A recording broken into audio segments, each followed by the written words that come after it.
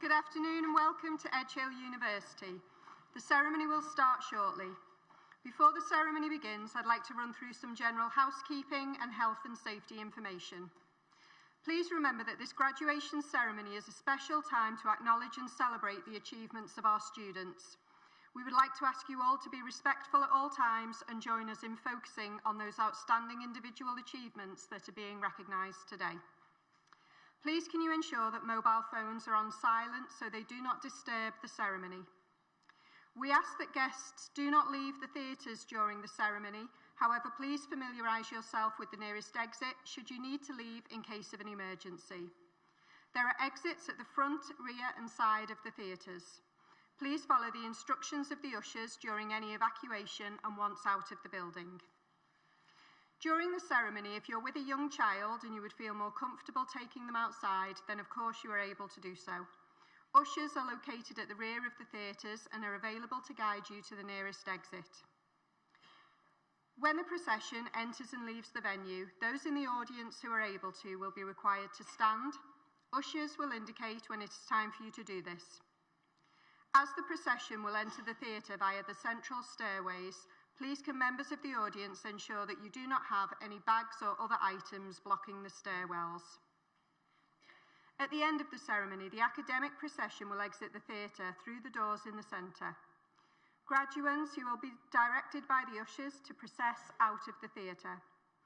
Guests, we ask that you wait until the graduates have processed out of the theatre before following them out into the foyer through the same doors.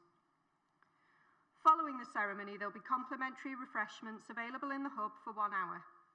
If you have any guests in the screening room in the Faculty of Education or in the outdoor screening area, then they are also very welcome to join you. In a large theatre, sound carries very easily.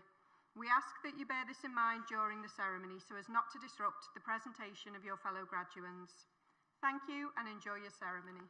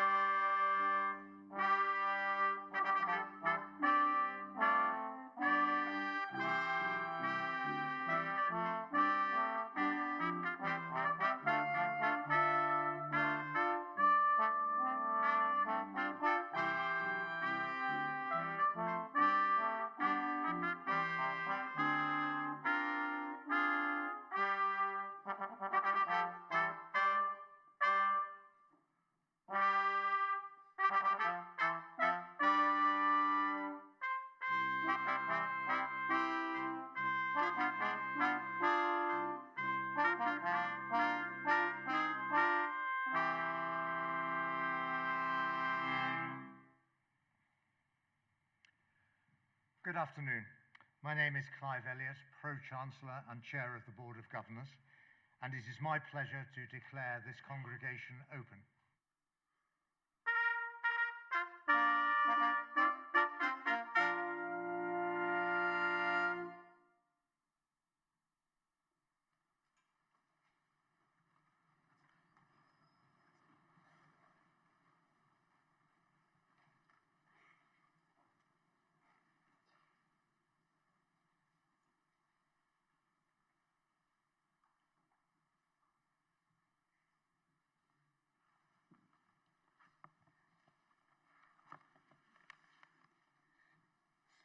My Lord Lieutenant, Pro-Chancellor, Vice-Chancellor, colleagues, honoured guests, and of course our graduands. I'm Linda Brady, and it is my privilege to deliver this opening address to celebrate you, our graduands. I'm also delighted to offer congratulations to the outstanding Dr. John Cater, CBE, who will be awarded an honorary doctorate at today's ceremony in recognition of his unparalleled contribution to the university. And speaking personally, the greatest leader and mentor I have ever had the privilege to work with. This is the 5th of 16 award ceremonies this week, which see the graduation of 3,000 amazing individuals. Yes, that is you. They are the most joyous and important events in our university calendar, as they mark the culmination of many years of hard work, commitment and sacrifice of you, our students. Not just during your HE studies, but over many years of study. And it would be remiss of me to not acknowledge the world before you came to university, as it was in unprecedented turmoil. Your education was disrupted, your social lives were disrupted, and your confidence was probably undermined. So deciding to come to university, as many of you did in September 2022, must have felt like a leap into an even more uncertain world. So I hope as you graduate today, you feel incredibly proud of what you have achieved. Remember how you were when you arrived and appreciate the ways in which you have changed. You have been outstanding at navigating the many uncertainties the world has thrown your way. And as you graduate, you take with you much more than the letters after your name. You take important evidence of your brilliance to employers, of your intellect, of course, but also of your tenacity, your determination, and your resilience, as well as all those lovely attributes that we drilled into you. So we're really proud of all of this. 35 years ago, I attended my own graduation. I know, I don't look old enough. I don't remember the detail, except inevitably I wore inappropriate shoes, as I hope many of you are today. And I felt so overawed by the whole occasion that I inadvertently curtsied when I crossed the stage. No obligation to do that, of course. But I still remember today how it felt, the mixed emotions, sorrow at a wonderful phase of life ending, the slight fear, as for the first time life was not neatly plotted out. But in America, these ceremonies are called commencements, to denote that they mark not the end of something, but the beginning. A new phase, with all the hope and excitement of that and the infinite possibilities that lie ahead. So what advice might I usefully offer for a happy and fulfilling life? We will all have our own answer to that question, but I was intrigued last week by a news story. If you're not interested in golf, you may never have heard of Scotty Scheffler. He's a professional golfer, he's 29, and as of Sunday, he had earned almost $70 million in prize money. He is ranked #1 in the world and has been for over 100 weeks. Last week, he made not the back pages, but the front pages, because despite all of this success, he made the revelation that he didn't really see the point of golf. That whilst winning gives a momentary sense of achievement and euphoria, in the big scheme of life, it doesn't really matter. Much more important to him are his wife and young son, and if golf interfered with his family life, he would give it up tomorrow. Now, this may appear to be a blindingly obvious statement, or as many in the media took it, a shock revelation. Why is she babbling on about golf, I hear you ask? Or perhaps it's obvious. First, I'll acknowledge that money matters. Everyone needs sufficient resources for the necessities of life. And as graduates, the chances are within 10 years, you will be earning 37% more than non-graduates. But beyond that, there are at least 2 other ingredients to a fulfilling life, which I believe this story highlights. The first is the importance of the love, respect, and support of others. Relationships matter, whether they are family, friends, or colleagues. Hold on to the people who hold on to you. Those who have faith in you, even when you don't have faith in yourself.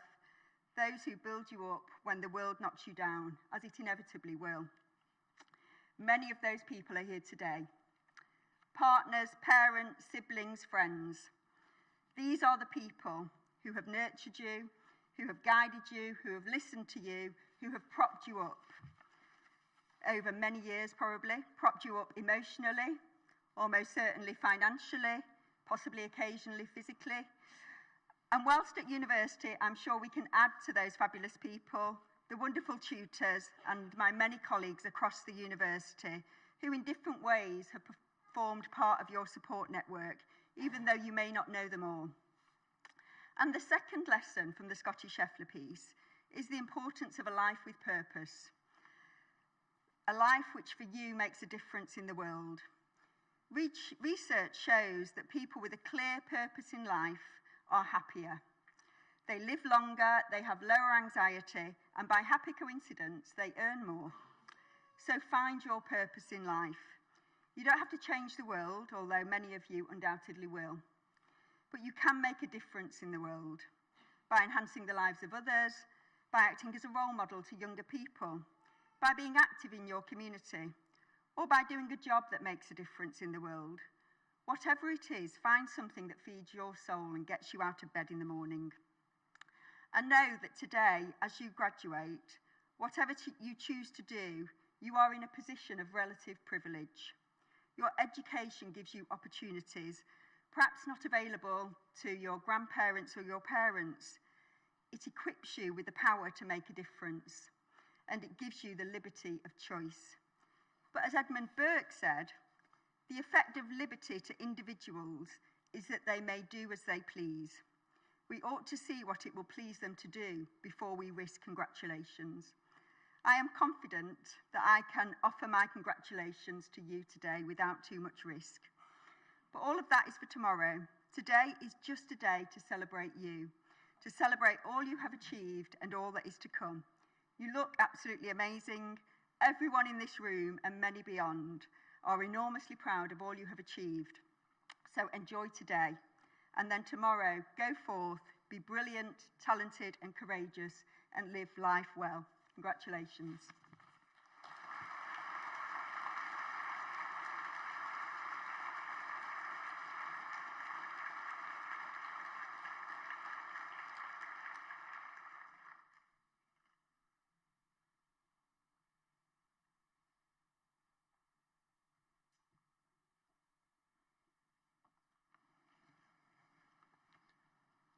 my Lord Lieutenants, Pro-Chancellor, Vice-Chancellor, graduands and guests.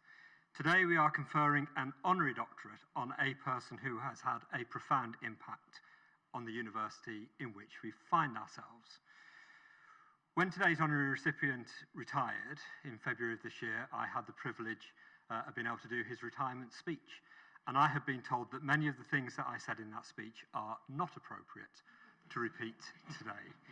In fact, I've been told I have to be very sensible and not to do anything which would bring shame or embarrassment onto the recipient. So all of the stuff about his ineptitude with IT, the multiple times he got caught speeding whilst on his way home from a speed awareness course, and the time that he took an entire roll of film on a family holiday before realising that it was a nudist speech, that's all out of the script. I'm not allowed to say any of those things today. But to understand better the university we find ourselves in, let me start with a brief history lesson. Let me take you back 143 years. Imagine you are arriving at the Walker Art Gallery in Liverpool on a cold January in 1882. You are there as a guest to witness the celebration of the opening of a university, the first red brick university in the country. In the corner of the Grand Hall, 7 men are in earnest conversation, appreciating what the University of Liverpool will go on to achieve. But they are also conscious that there is much more to be done to provide opportunities to facilitate the emergence of a professional class of women in the city and to meet the challenges of universal schooling introduced in the 1870 Education Act. 3 weeks later, those same group of 7 men meet again and resolve to create a higher education institute for women, the first in the country not under the control of the church. And then 3 years later, on the 24th of January 1885, another celebration in the same city for a new institution. The name, the Liverpool Undenominational College, and it is carved in sandstone on the Durning Road site. George Trevelyan, the Chancellor of the Duchy of Lancaster, steps forward to cut the ribbon. He pauses, he thinks, and he refuses to sanction such an ungodly name. Hurriedly, the district signs are lifted from the end of the street and placed in front of the carved sandstone, and Edge Hill College is opened. 41 women pioneers crossed that threshold, drawn from all religions and none. Characterised by their radicalism, they educated children from across the city. They taught dock workers to read and write, and they adopted the colours of the suffragette movement, green, purple, and white. Although in the 1890s, the students voted to replace white with gold, as they wished to be considered enlightened and not pure. The First World War and the ensuing depression took its toll on private subscriptions and the physical fabric of the inner city college. In 1925, the benefactors handed the institution to the County Palatine, who proceeded to construct a new campus at the end of the Merseyrail, a college in a small town called Ormskirk, named after a street sign 13 miles away. The college relocated to Yorkshire briefly during the Second World War while this site was used as a hospital, and in the decades which followed, Edge Hill remained well regarded, small, and exclusively focused on teacher training. In the 1970s and 80s and early 90s, faced with multiple threats of closure or merger, the institution diversified as best as it could. But tight financial control meant that Edge Hill did not construct a building or develop the campus or its portfolio for the next 20 years. The Further and Higher Education Act of 1992 significantly restructured the education system. It aimed to expand educational opportunities, generate efficiency, and create a more diverse and competitive landscape in post-16 education. Polytechnics became universities. Edge Hill, due to its size, was not eligible. Then, in 1993, an existing member of staff who started here as a lecturer in geography in 1979, a job he almost did not take, rose through the ranks with typical modesty and was appointed as chief executive. Initially on an interim basis, but with the right conditions and a quiet, competitive determination to win, the post became permanent, and the place was on the move. Edgehill applied for degree awarding powers in 1997 and 2001, and perhaps rightly not succeeding either time, until on the 18th of November 2005, Edgehill was awarded full degree awarding powers. The following year, on the 9th of May 2006, the Privy Council awarded university title and the right to be called Edgehill University. And that was under the leadership of the person that we are conferring our honorary doctorate on today, Dr. John Cater, CBE. And what has followed since 2005 has been remarkable. Although this year we celebrate our 140th anniversary, let me just rewind quickly to 1882 and share something with you which I think is quite special. I mentioned a few moments ago that in February 1882, 7 men met to discuss the need for a bold, forward-looking, pioneering institution for this region. And in our university archive is the beautiful book of handwritten minutes from those meetings in 1882, in which the founding of this university is recorded. It is incredible that it has survived 2 world wars, 3 relocations, and presumably many years of being shoved in a cupboard somewhere. But it's there in the archive, and it's a really important part of our heritage. And what I love about that book is that it is a real, tangible reminder that this university has not always been here. It was created by people with a vision and a purpose. But it's also a tangible reminder of the continuum of the university. We can draw a line from that moment to this ceremony, because that notebook represents the story of an unbroken chain of life chances which have been created and lives which have been changed through education, through this place, since 1885. But whilst those roots remain, what was established in 1985 is not how the university has stayed, nor what it will be in the future. We've survived, grown and changed and developed over the last 140 years because a succession of people, leaders of the university, have nurtured and cared for, been ambitious for and changed the institution. And whilst it's an enormous privilege to wear these robes, for any of us in a leadership position, you know you do not own the university.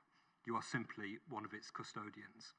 And today is the opportunity for the university to recognise both the custodianship and the contribution that our former Vice-Chancellor, Dr. John Cater, who retired earlier this year, has made to Edgehill over the last 40 years.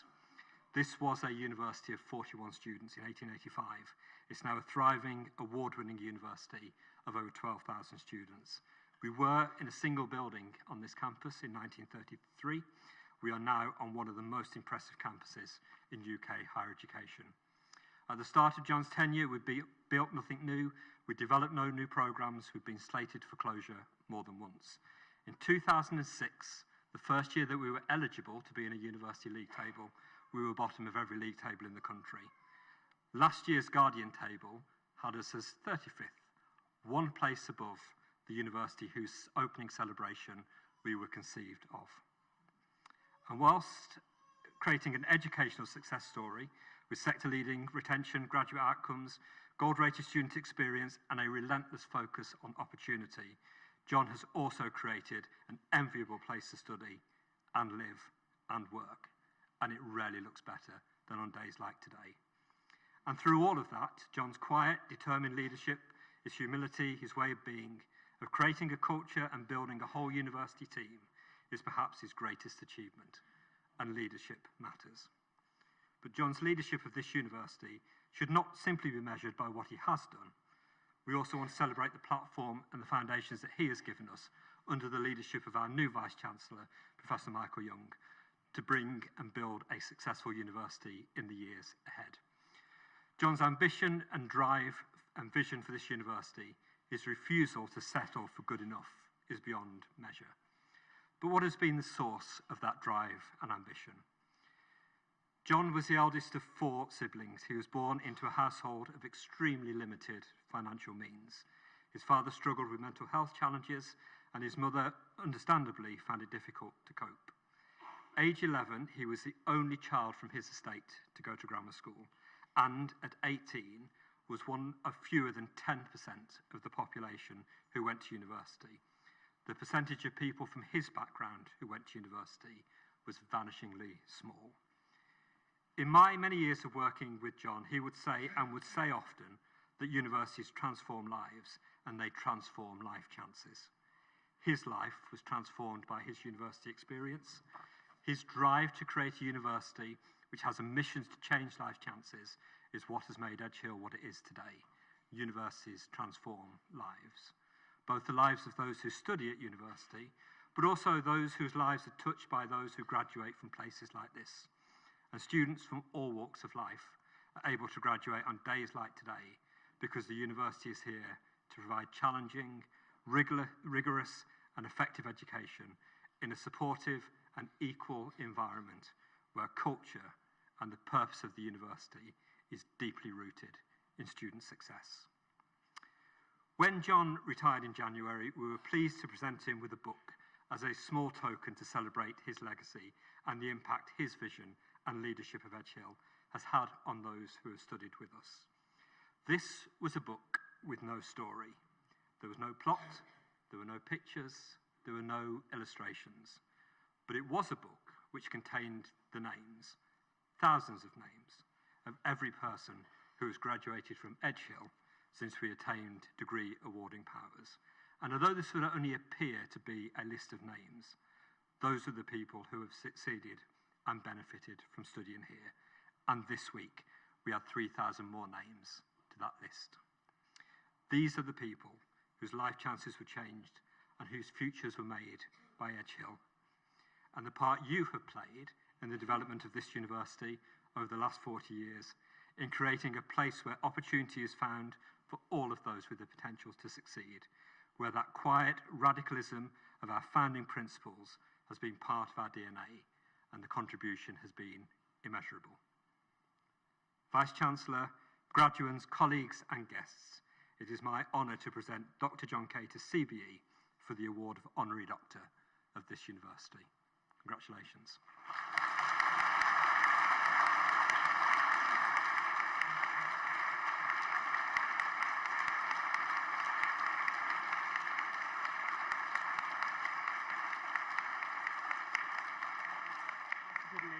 As Vice-Chancellor of Edge Hill University, I hereby confer the award of Honorary Doctor of the University upon Dr. John Cater, CBE. Many congratulations. Thank you, Mike.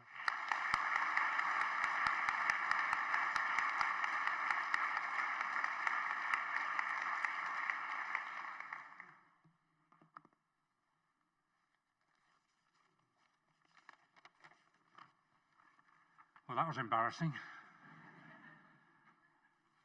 And incredibly generous as well. Lord Lieutenant, Lord and Lady Shuttleworth, Pro-Chancellor, Vice-Chancellor, Pro-Vice-Chancellors, colleagues, and most important, families, friends and graduands. This is a bizarre experience for me. I've stood on that red carpet, worked on a dozen ceremonies or more every year for 20 years, 32 years if you count those at Lancaster, and I've graduated over 60,000 students in that time. But I have a confession to make.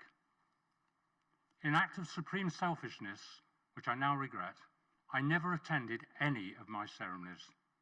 So first up, thank you for being here. This is your ceremony. Celebrate your achievements and the many sacrifices of those who have supported you. Now, Liam said a little about me, not too much about my incompetence with new technology, but people, even after 46 years, move on.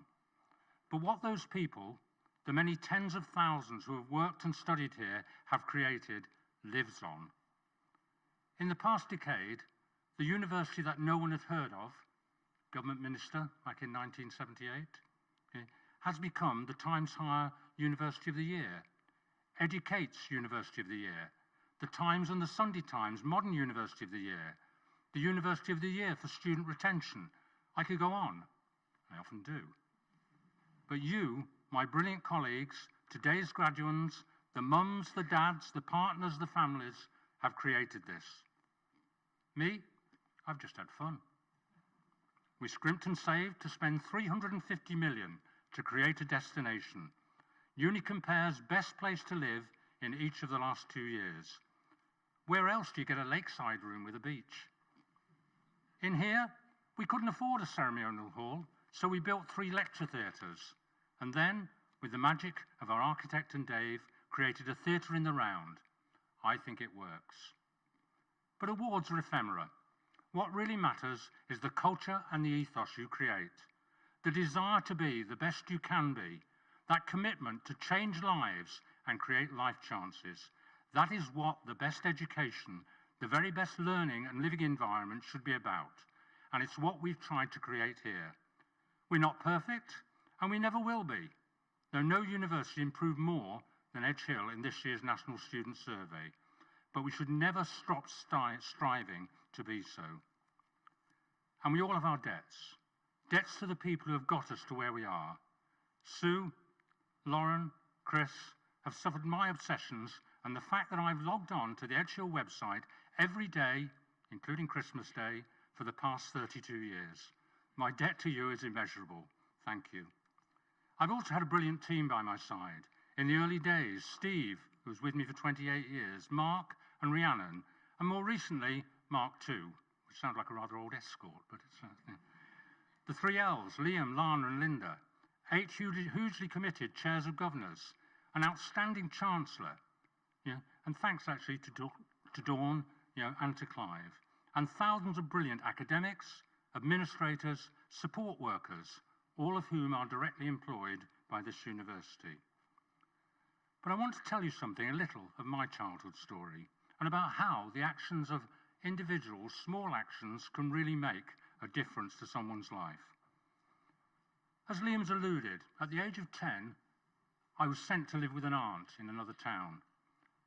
And the head teacher of the primary school that I left, on the Sunday before the 11 plus was to be sat, went to my parents' house, asked where I was, having not seen me for 8 weeks, and actually went to collect me from an aunt's house in Northampton, and took me to sit that 11 plus that following day. The actions of one individual, and the fact I passed that 11 plus, changed my life chances. That wasn't the only occasion. In my first year at what was grammar school, I actually was A stream in terms of all my marks in the first year. And they put up the class list for the second year, and there it was, John Cater, 2B. There's an A class and a B class. And I actually asked to see the headmaster, and I said, why has this happened to me? And the response I get was that the year tutors felt that children from your background would struggle over time, and it was better that we put you in the B stream to get some O levels rather than have aspirations to go further.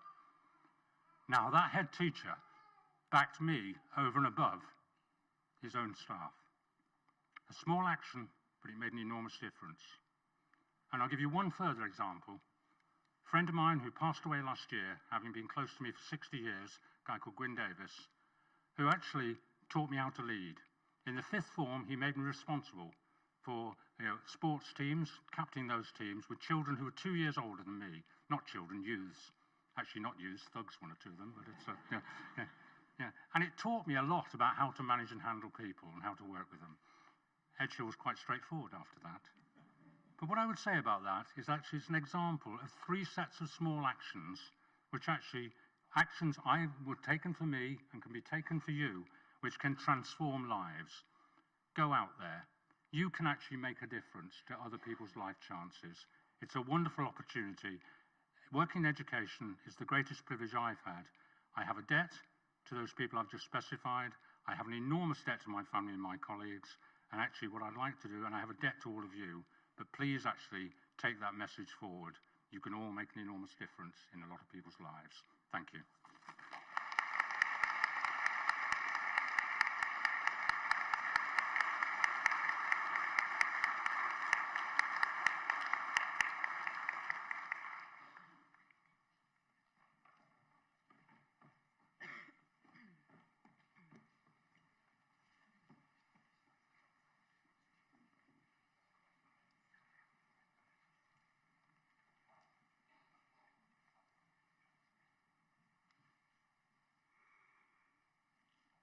Vice-Chancellor, on behalf of Academic Board, I present students who are candidates for awards today. For defending the doctoral thesis entitled a critical approach to understanding young people's political participation post-Brexit through their engagement with media representations of refugees and asylum seekers, I present Leona Jane Ford.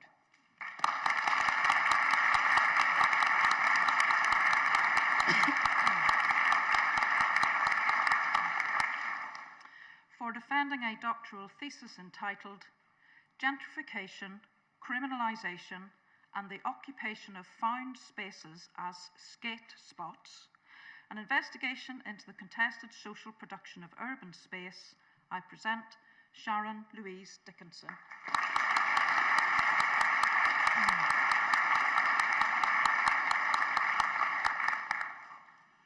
For defending a doctoral thesis entitled Labour Insurgency, Transnational Syndicalism and Industrial Unionism among Maritime Workers in Liverpool, 1911 to 1926, I present David Thomas Isserman.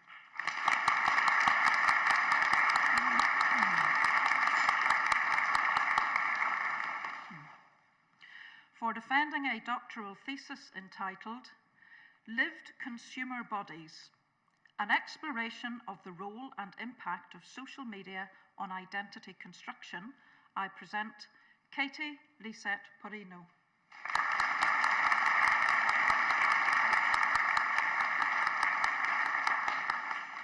For defending a doctoral thesis entitled National Communisms, British and Australian Roads to Socialism in the Early Cold War Period 1945 to 56, I present Gregory Alistair Billen.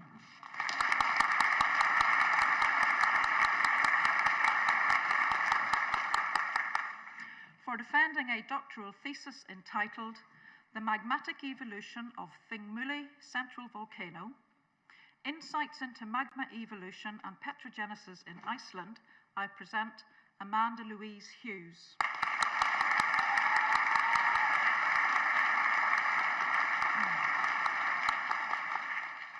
Masters by Research, Biological Sciences, Isabel Alexandra Cantillon.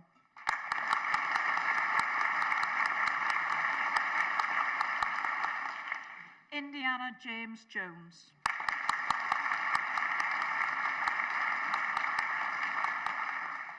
Brady Isak Locke King.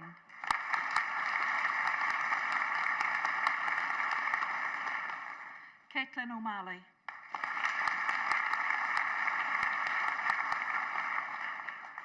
Alfie John Russell.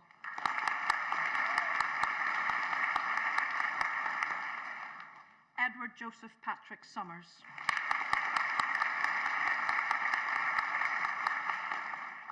Masters by Research, Criminological Research, Oren Thomas Patrick Wyther.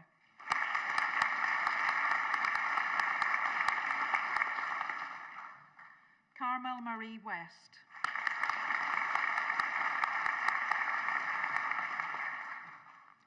Master of Arts in Modern History and Culture, Alexander James Holcroft.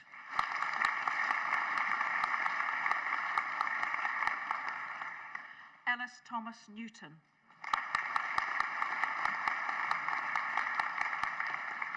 Ross Michael Oliver.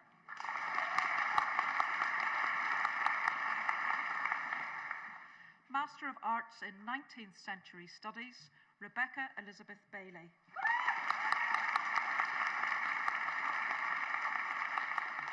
Abigail Hope Crowd.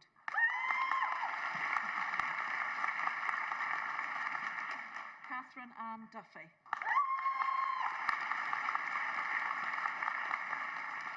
Timothy George Mottram Edwards.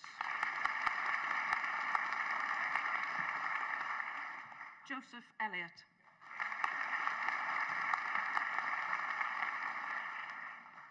Kit Louise Foxworth.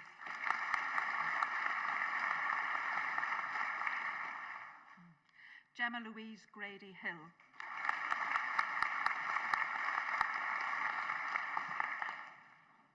Leslie Ann Haworth.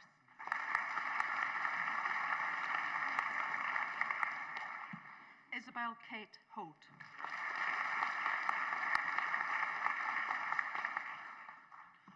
Lorna Mary Kate Murphy Horton.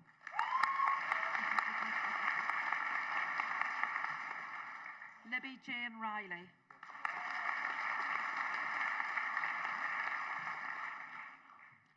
Sophie Louise Roberts.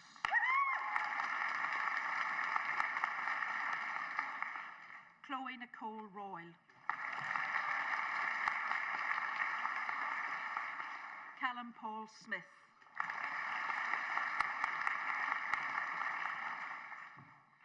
Tracy Ann Yates.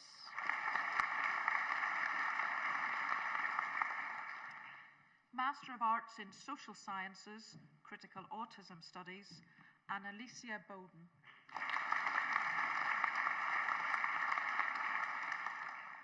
Sian Elizabeth Davies.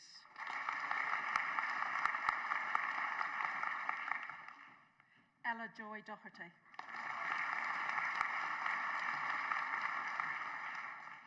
Sarah Alexandra Gilty.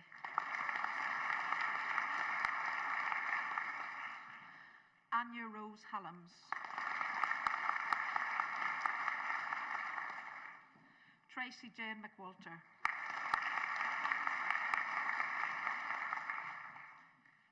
Deborah Jane Street. Rosie Elizabeth Sumner. Bethany Alice Taylor.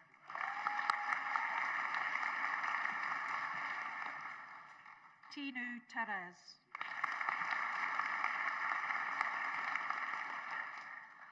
Alicia Vered Walker.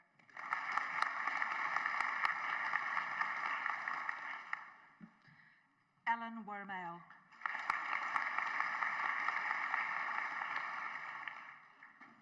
Master of Arts in Social Sciences, International Childhood, Madashani Hetahewa.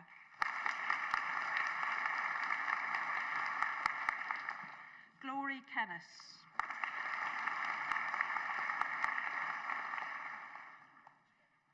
Courtney Beth Macon.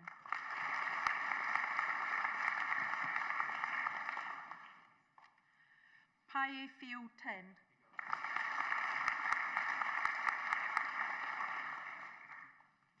Postgraduate Diploma in Modern History and Culture, Michael Lexus Billington.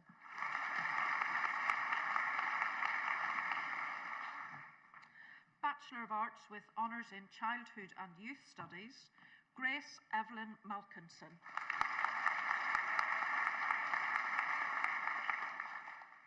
Emma Jean Warbrick.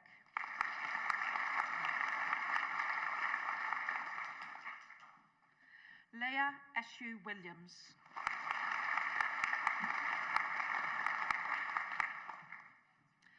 Bachelor of Arts with Honours in Childhood and Youth Studies and Criminology, Libby May Ashworth.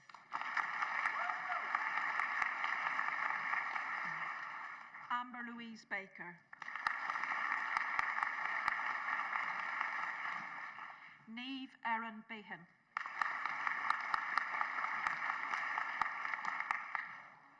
Crystal Marie Berry Wilson.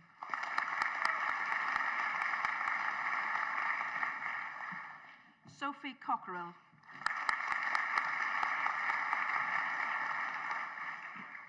Danielle Louise Koning.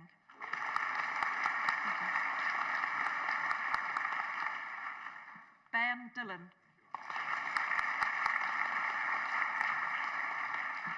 Emma Nicole France.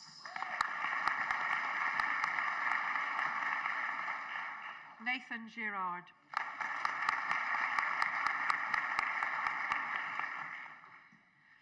Renata Gouveia.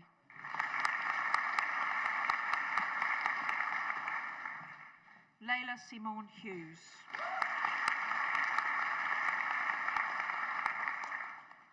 Gemma Elizabeth Morris.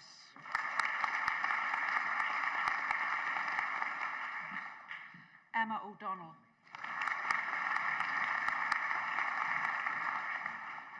Sarah Marie Wilson.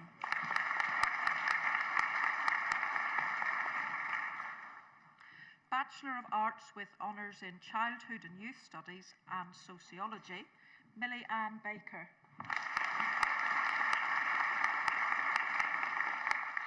Natasha Grace Lee.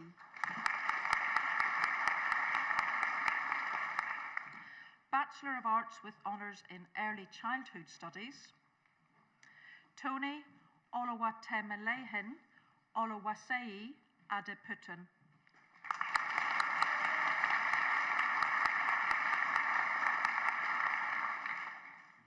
Shiria Akhtar.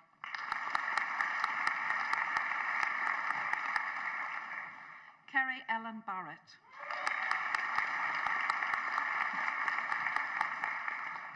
Ophelia Bliss Davies.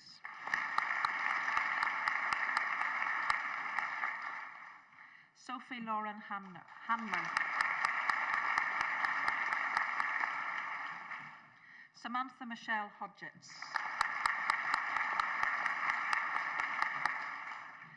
Tatiana Limos dos Santos Silva.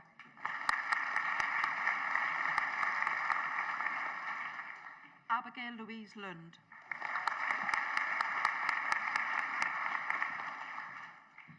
Holly Leslie McGregor.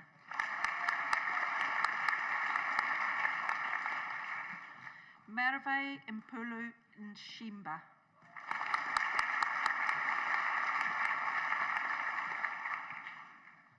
Olivia Grace Oxborough.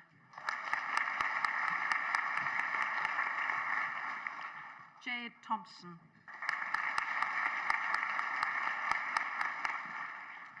Bachelor of Arts with Honours in Early Childhood Studies and Sociology, Amy Barber.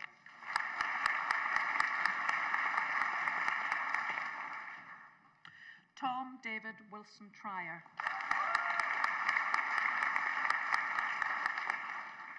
Nicole Rose Wilson.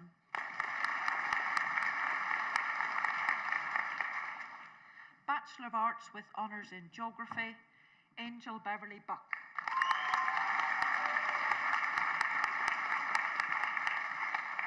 Freddie Charles Chadwick.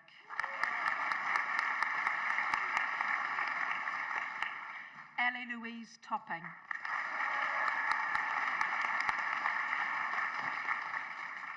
George David Walsh.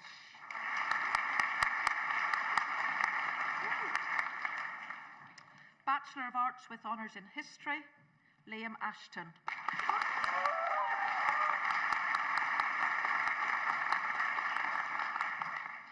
Amy Lee Beale.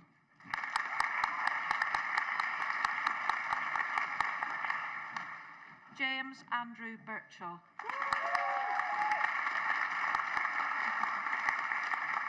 Amy Jessica Chapman.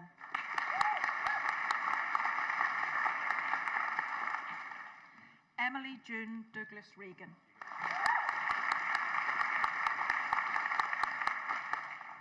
Jamie Robert Billy Freer. Megan Garcia.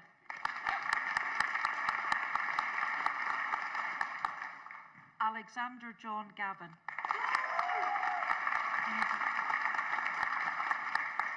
Bradley Gleeson.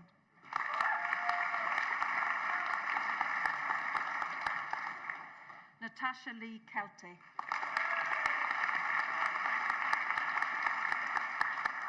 Samuel James Lethem.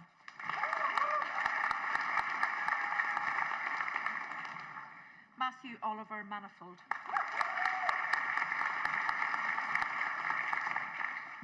Ciara Mary McCardle.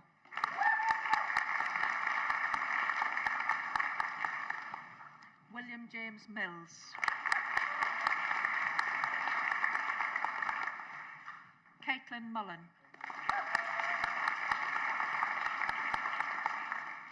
Abigail Mia Rowe.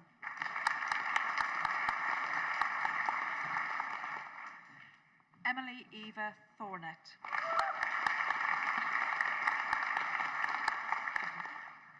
Hannah Elizabeth Wood.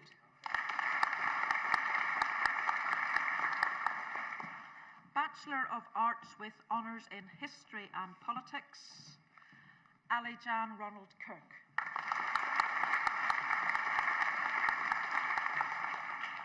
James Stewart McConnell.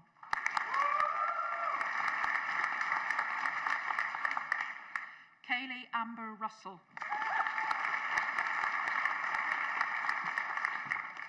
Henry George Saville.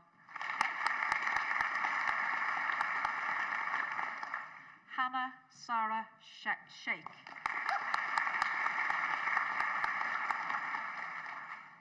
Max Andrew Thomas Tinkler.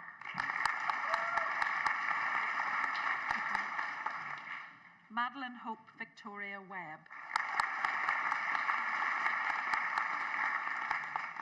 Declan Aaron Worden. Bachelor of Arts with Honours in Politics and Criminology, Daniel Joseph Whale.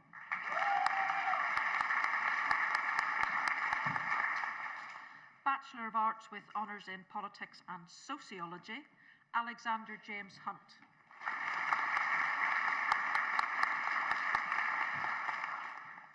Amelia Kate Winterbottom.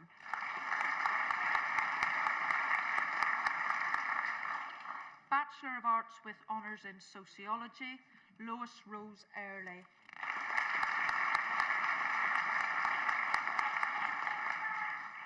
Leah Helen Kennedy.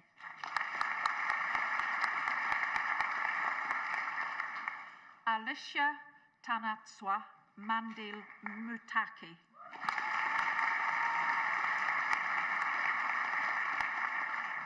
Jodie Ray Moore.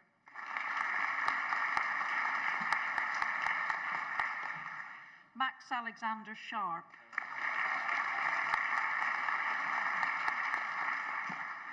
Aneshka Sitkova.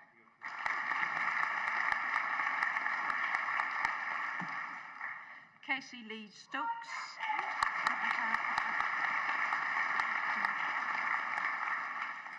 Caitlin Louise Taberner.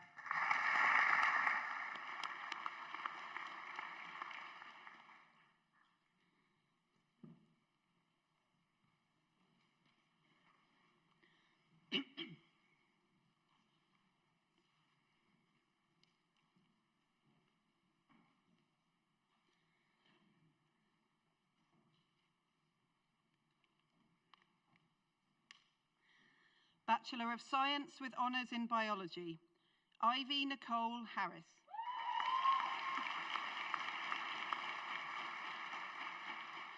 Lucy Ann Harrowing.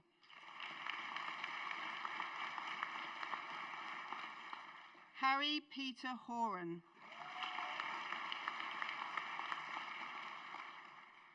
The following candidate has been awarded the Ernest Cook Truss Award for Learning from the Land for achieving the highest overall percentage mark on the Biodiversity and Conservation module with particular success in the low Beckside assessment. Daisy Elizabeth Jones.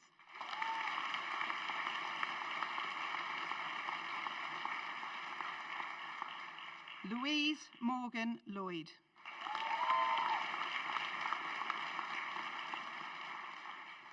Luke Thomas Lothian.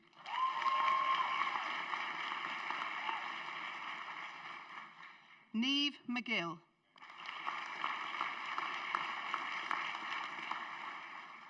Jamie Middlehurst. Georgina Kate Parker. Jessie Annabella Ryan.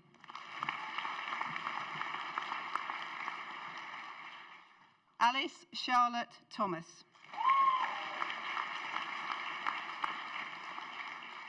Grace Ann Varney.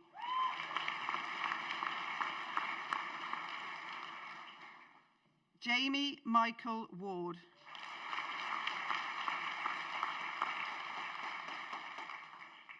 Bachelor of Science with Honours in Biomedical Science, Alima Abbas.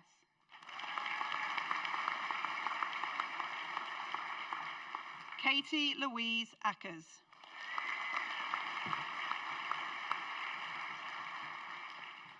Lucy Louise Ackers.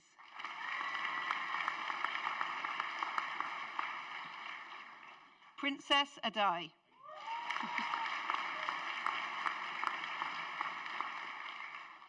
Olawefeyajimi Stephanie Akrin-Rinlola.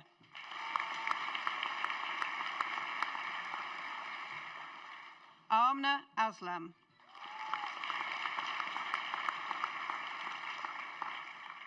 Kavisha De Silva Asuramuni. Sophie Rose Ballantyne.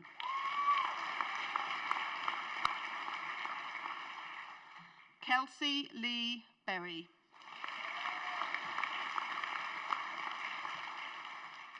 Liam Thomas Bonner.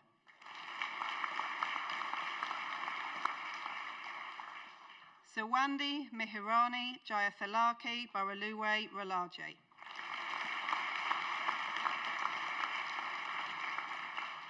Ruben Angelo Bramskamp.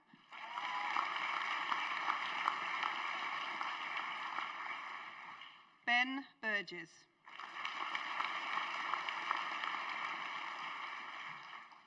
Isabel Butler.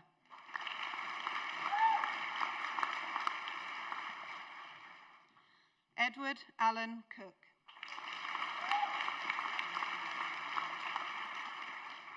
Annie Jane Cotterill.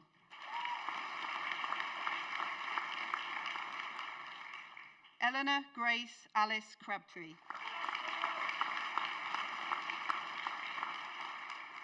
Katie Lee Cullerton.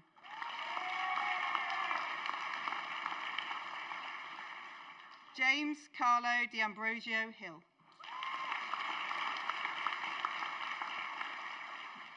Hannah Alice Dawes.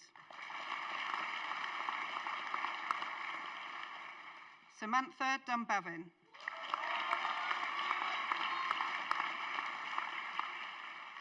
Lucy Jane Fairclough.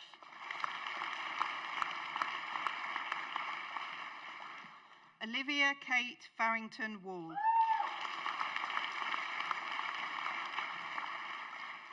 Ume Habiba Hafiz.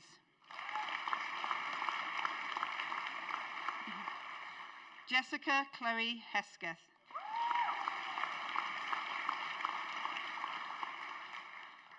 Emma Helena Hobson.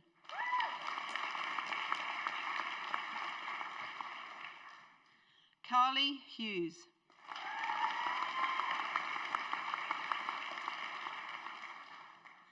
Simran Iqbal.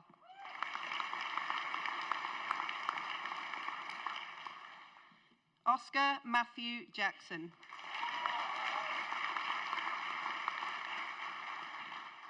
Jack Frederick Jameson.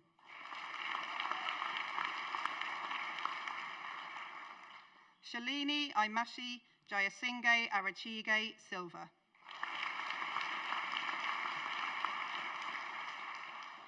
Macy Agnes Laurie.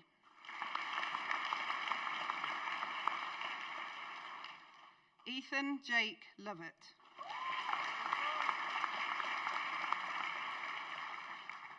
Leah Diana McNabb.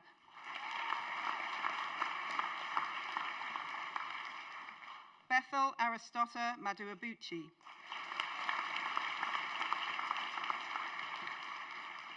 Blessing Naguru.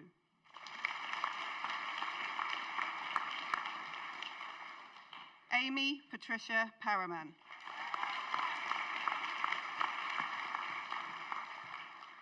The following candidate has been awarded 2 prizes. Firstly, the Hazel Richardson Prize for achieving the highest overall average percentage mark of those finalists in the Faculty of Arts and Sciences 2024 to 25. Secondly, the Royal Society of Biology Prize for achieving the highest aggregate mark across all 3 years of their programme within the biology department. Sophia Marinelle Perez Bernaldez.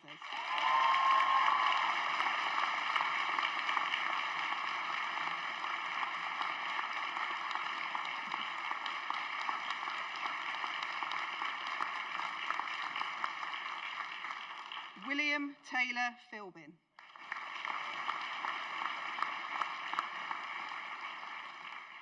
Emma Pilkington.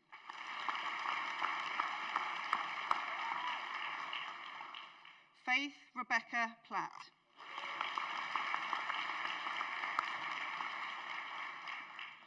Yasmin Powell.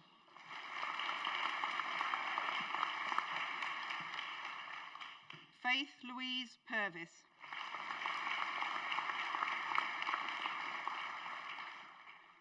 Amadi Sandakini Rathnayake Wasala Medea Yansalaje.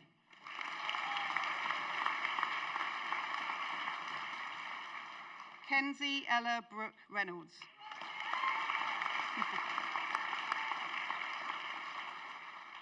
Ashley May Robinson.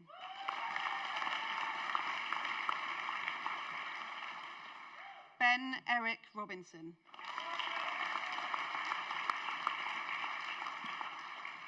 Alexander James Rowe.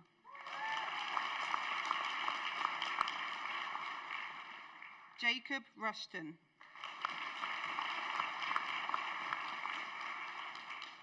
Safar Shafiq.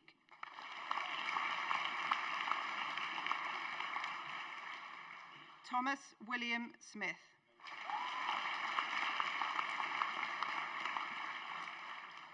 Olivia Maria Still Blundell.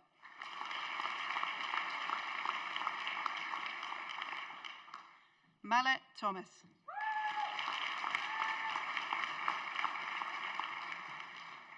Jessica Ann Thompson.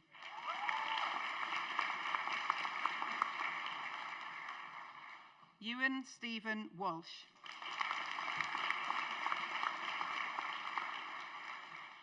Bachelor of Science with Honours in Biotechnology, Shauna Marie Harkin.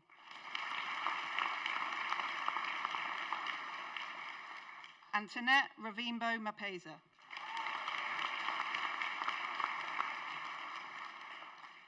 Enioluwa Olawore.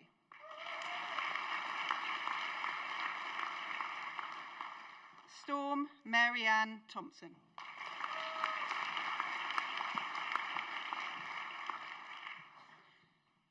Bachelor of Science with Honours in Ecology and Conservation, Heidi Eve Ianthe Bailey.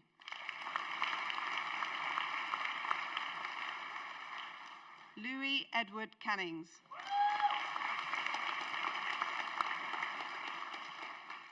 Thomas Coleman.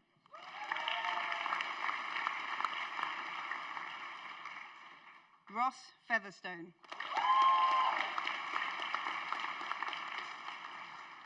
Grace Victoria Hartup.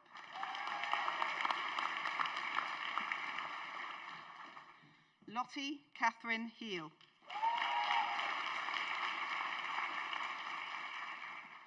Kieran Michael Lyons.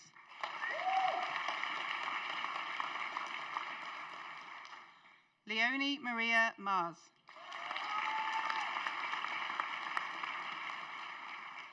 Asheen Antain Magir.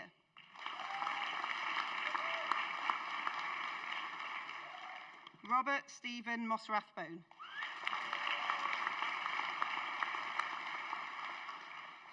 Kian Jacob Park.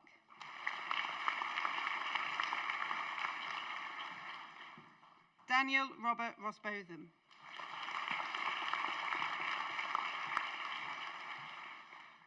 Bachelor of Science with Honours in Genetics, Lottie Elizabeth Obignac.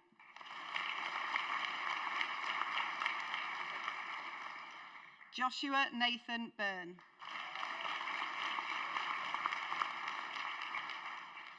Isabel Rose Caesar. Olivia Rose Clark. Harshika Nyanya Nadan. Ross Matthew Porter.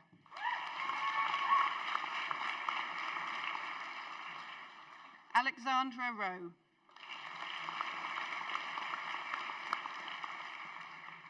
Alex Marie Stonehouse. Kaylee Wilkie Pettina.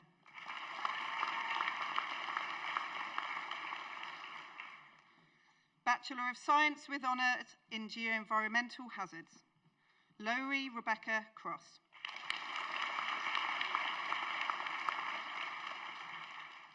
Emma Louise Heaton.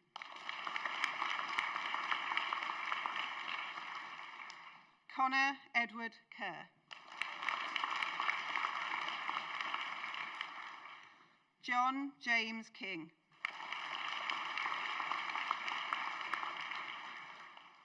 Ben Jacob Needham.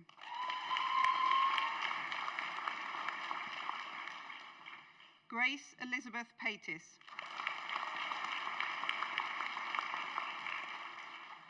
Jessica Tamsin Phillips.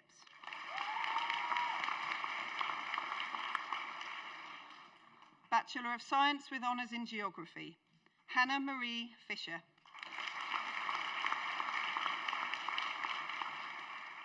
Olivia Grace Fisher.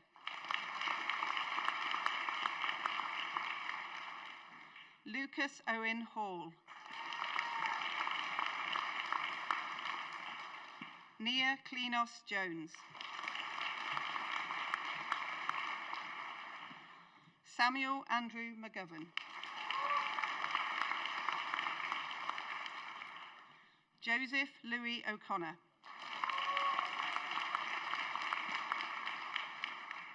Bradley Paul Stephen Lees. Logan Alexander Trigg.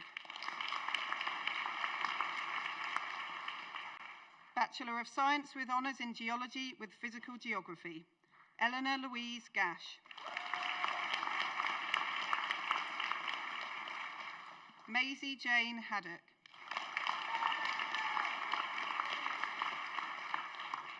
Ethan Cecil Holmes.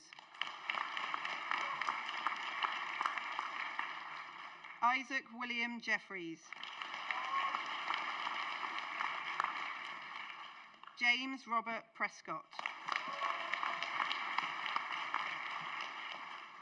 Bachelor of Science with Honours in Physical Geography and Geology, Rachel Mary Burke.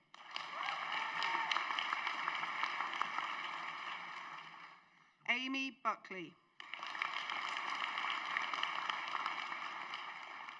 Rianne Louise Bulpitt.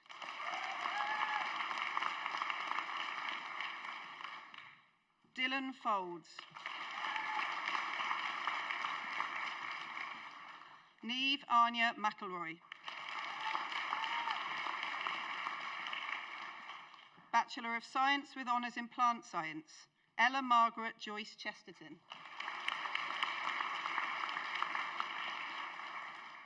Wilson Robert Flint. Madeline Mary Flight Fires.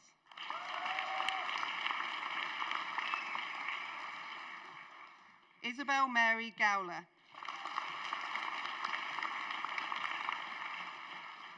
Connor Paul Hesketh.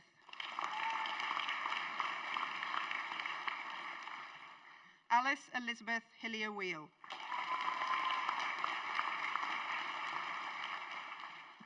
Tanya Larissa Peeling.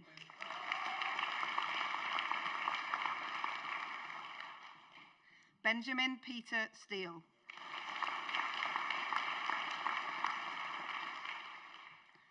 Bachelor of Science in Bioscience, Reed Deakin.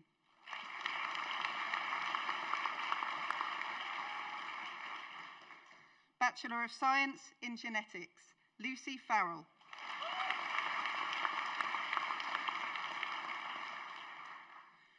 Diploma of Higher Education in Early Childhood Studies, Chloe Marie Tams.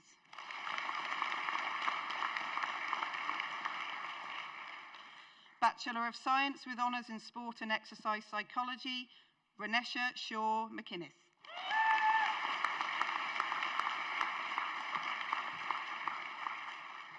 Vice-Chancellor, that concludes the presentation of students.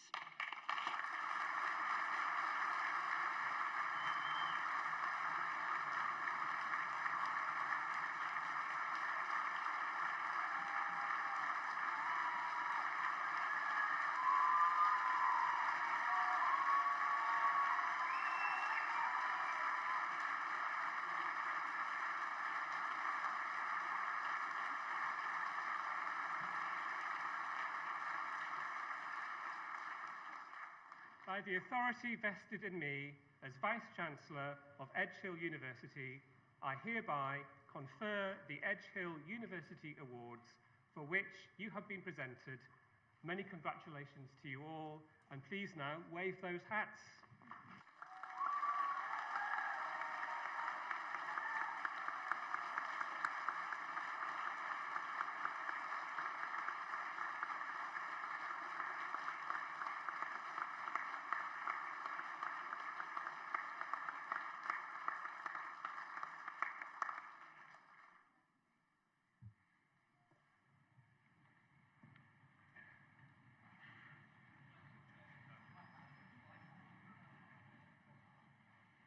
I hope you have enjoyed the ceremony.